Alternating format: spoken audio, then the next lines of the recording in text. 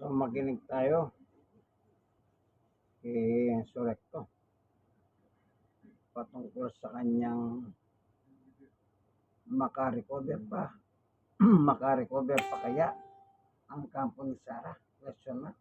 Yun ang tanong yun eh. Dahil nga kasi itong disbarment officer ni Sara na si Acosta, nilaglag na siya. Siya na ang itinurong mastermind tungkol sa 125 million. Nung una, napanood ko ito, ang dami pang pasakali nitong Acosta. Na hanggang sa naghahat na si Senador Tulfo. Nagalit na. Kaya sa kakakulit din ni Atty. Ligod kung sino yung mastermind, yung nasa itaas na nabuutos, sabi niya. Kung sino yan. So, kinanta na si Vice President Sara ang kanyang hamon. Itong itong pinadala niya nga itong disbarment officer niya, tawag niya pa sa Davao ito nung siya'y mayor doon. Kaya naging vice president, kaya dinala niya pa rin hanggang dito sa Maynila sa kanyang pagiging vice president. Pakinggan na natin. Yun, itong topic ko, sa totoo lang mga kabunyoga, mga kababayan, napaka-damaging talaga. Napaka-damaging nung testimonya ni Gina Acosta sa nung Monday. Grabe 'yun. Grabe yung epekto noon yung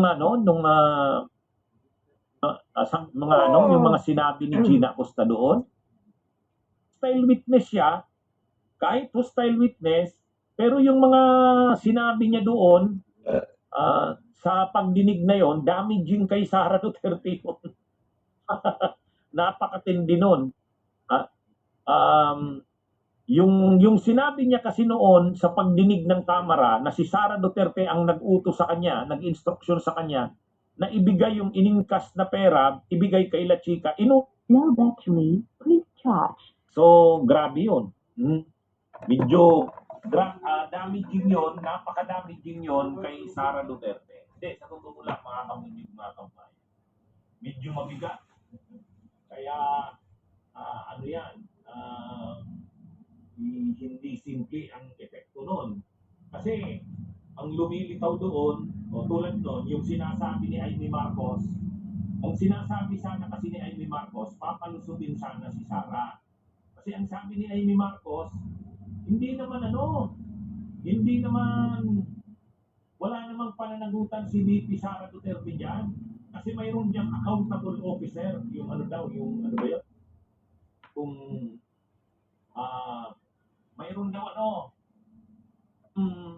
yung mismong special disbursing officer, sabi ni Amy Marcos, yun ang may accountable. No battery, please charge. Hindi naman siya.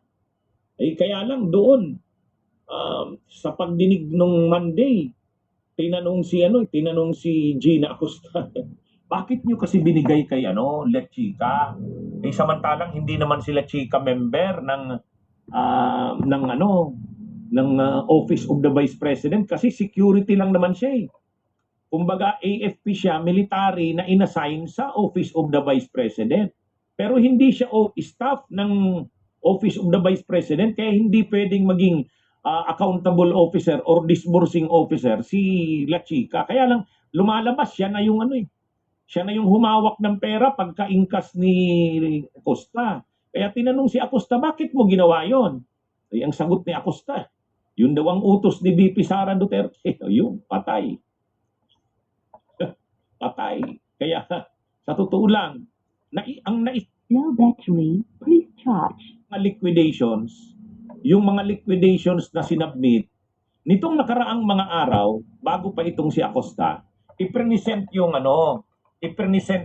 COA. Yung dalawang auditors ng COA ang present.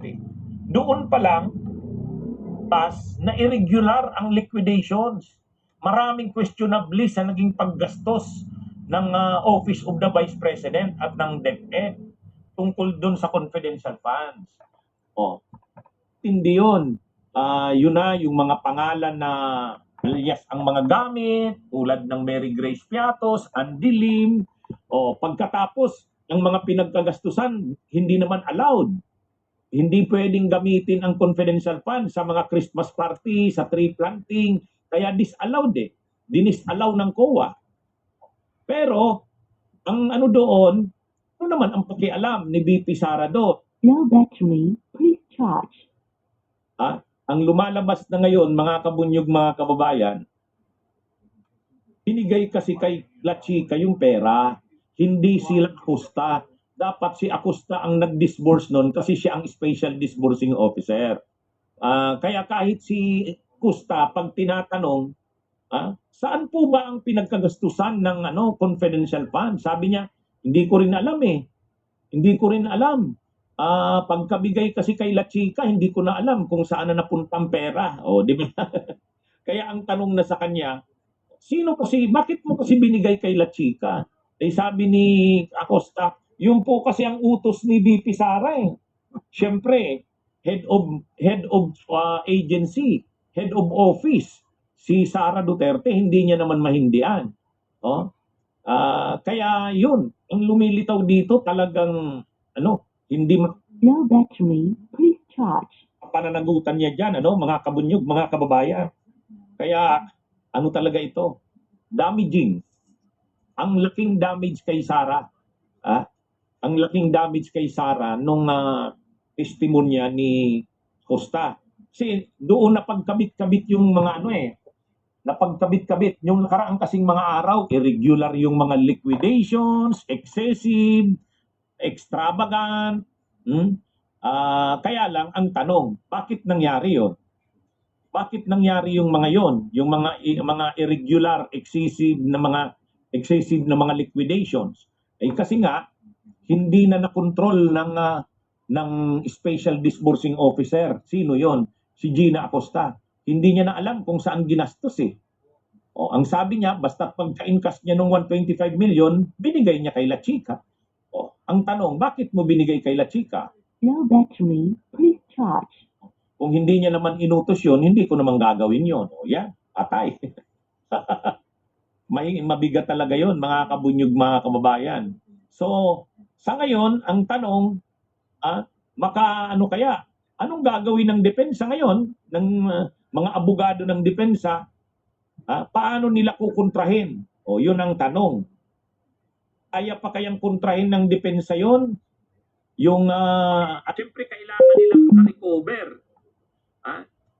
Ang purpose ng defense, pagkatapos mag-present ng prosecution, babawi ngayon ng defense. Di ba yung tawag doon, yung unang direct examination.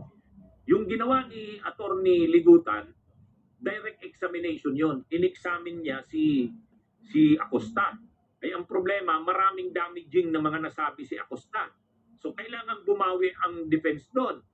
Gagawin niya yan sa cross-examination. Baka bukas yan, baka bukas. O ano na ba? Mayroon pa ba bukas o next week? So, ngayon, ang tanong, gagawin ng defense, paano nila kukontrahin? Ay medyo mabigat. Medyo mabigat. Suspended po ang hearing. Kasi nga dahil dala ng bagat, ng baha, kaya suspende muna itong araw na ito yung hearing impeachment sa Senado. Kaya hindi natin alam bukas or maaaring sa Monday na. Alam nyo naman, Biyernes bukas, Friday sickness.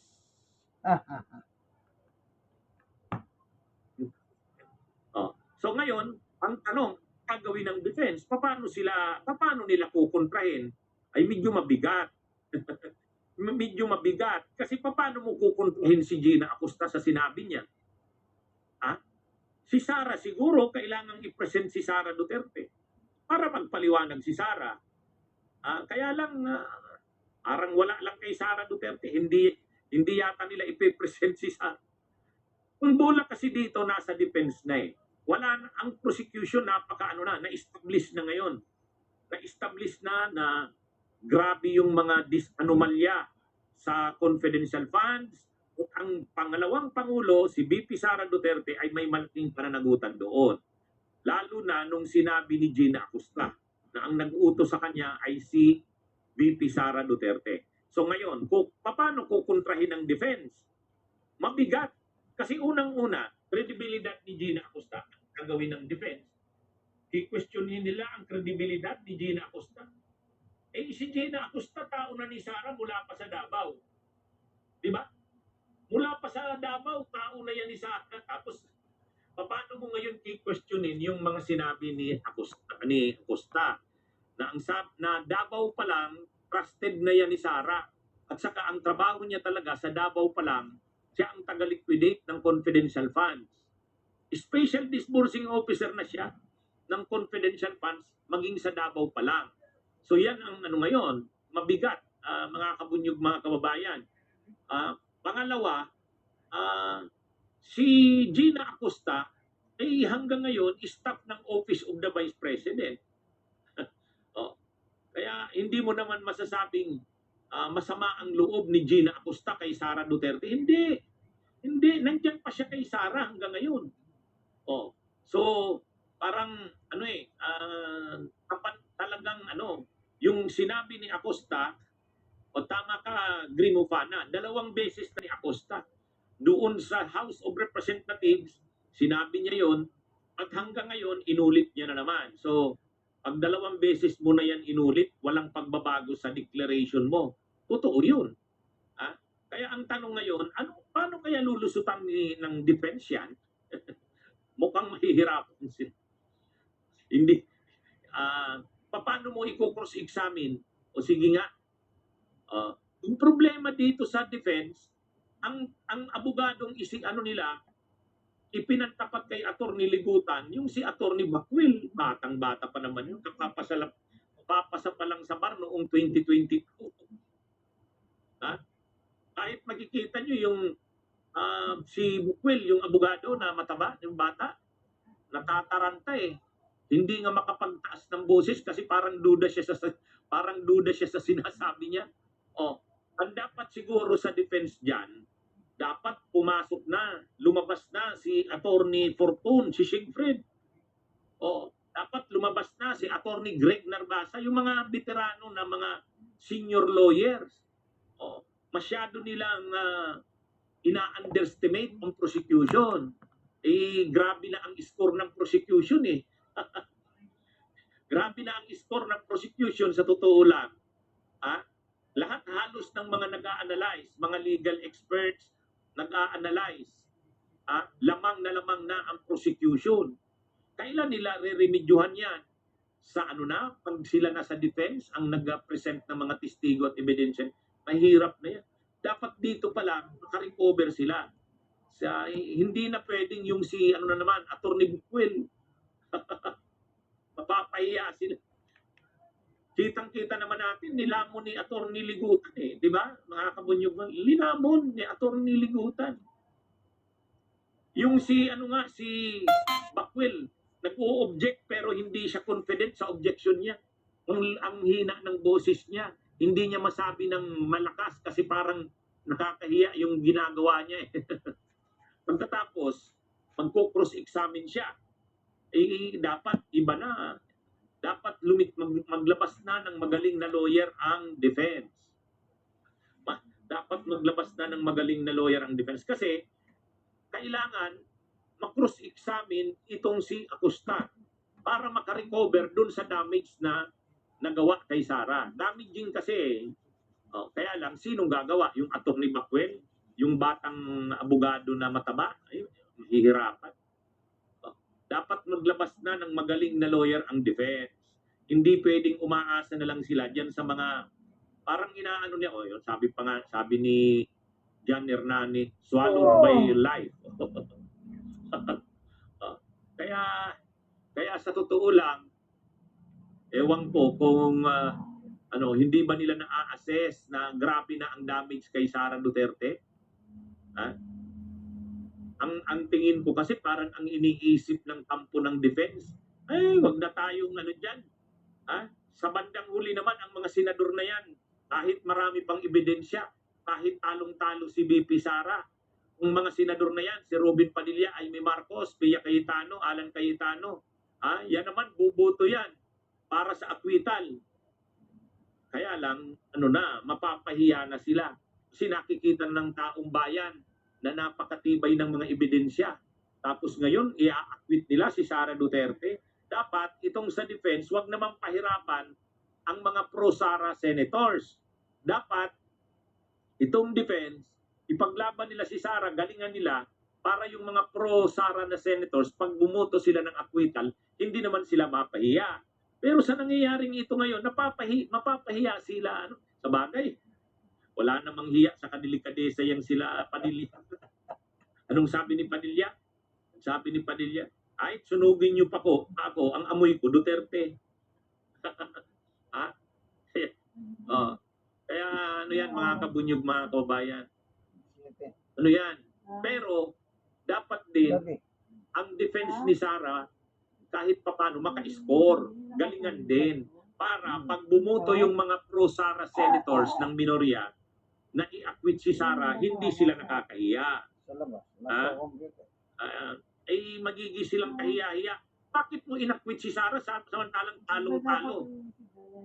Ang tibay ng mga ebidensya ng prosecution. Tapos i-acquit nyo. Yun yung problema nila doon. Kaya ito, mga kabunyog, mga kabayan. Anyway, mayroon pa tayong nakikitang problema dito. May nakikita tayong problema dito. Anong problema ang nakikita natin?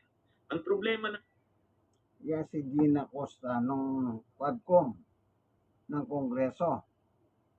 Dahil sa kakasinungaling niya, naglubid na kasinungalingan yan eh.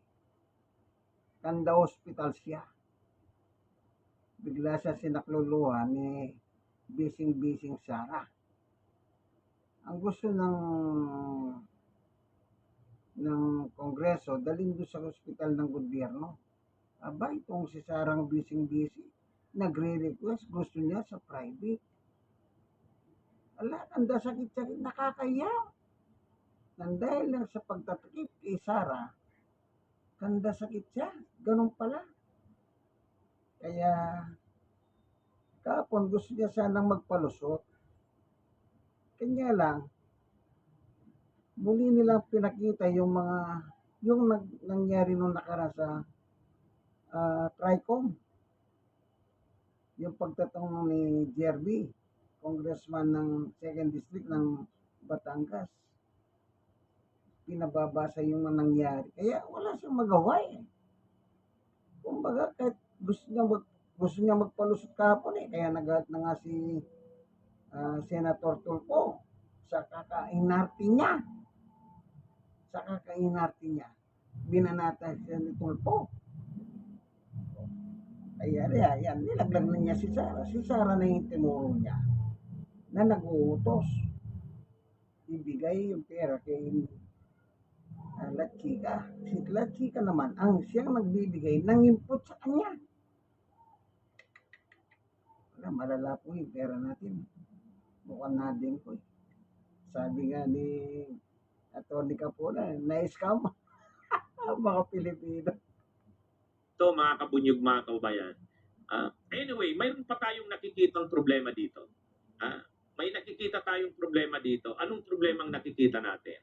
Ang problema nating nakikita ay 'di ba lumalabas itong si Gina Acosta ay dati ng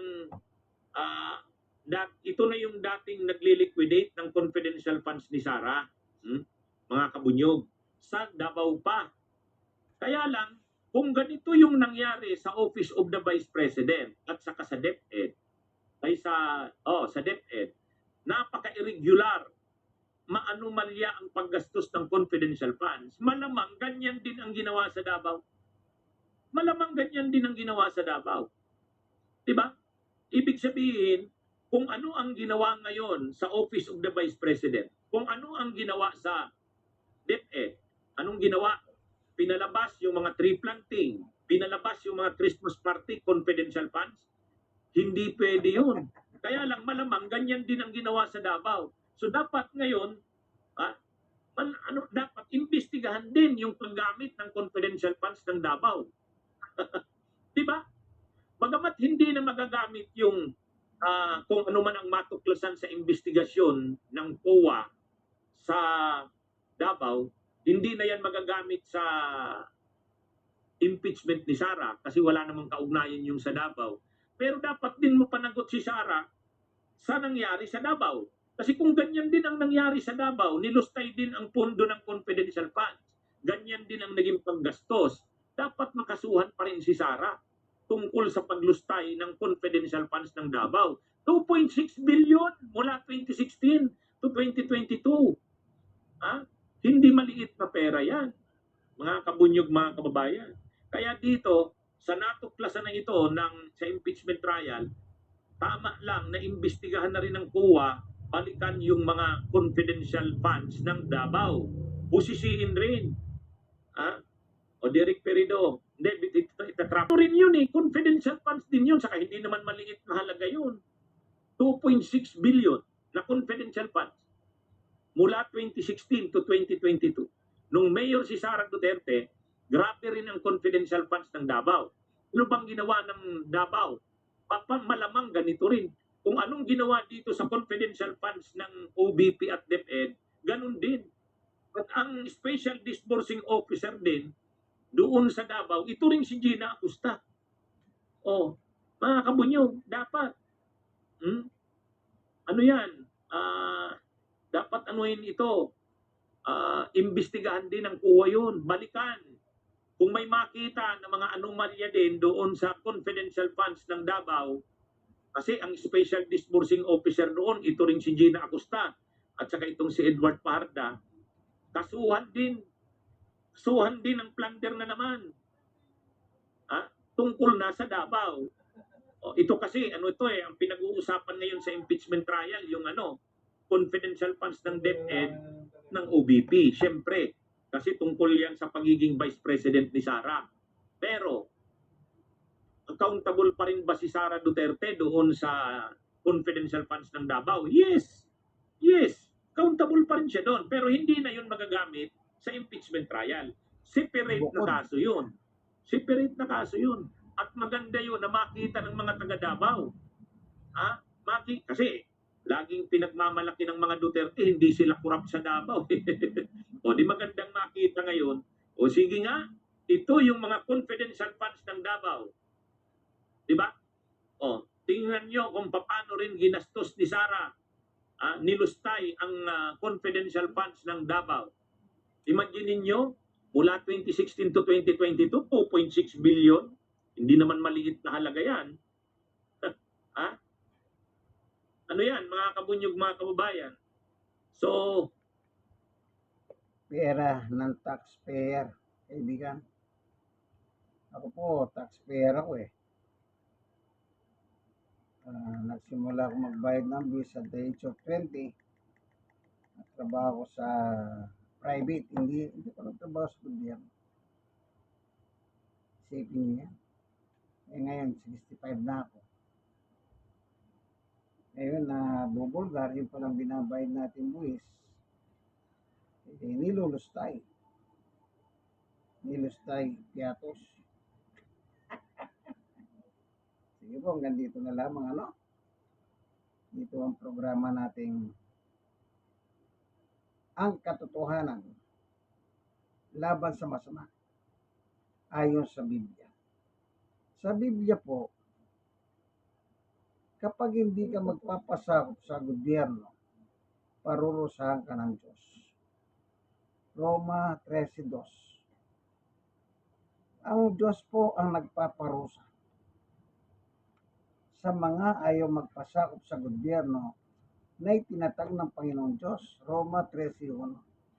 Ang Diyos po ang nagtatag ng gobyerno. Kaya pag hindi ka magpapasakop sa gobyerno, lalaban ka sa gobyerno, ang Diyos ang magpaparusa sa iyo. Hindi po yun namumuno sa gobyerno nagpaparusa. ang Panginoon Diyos po.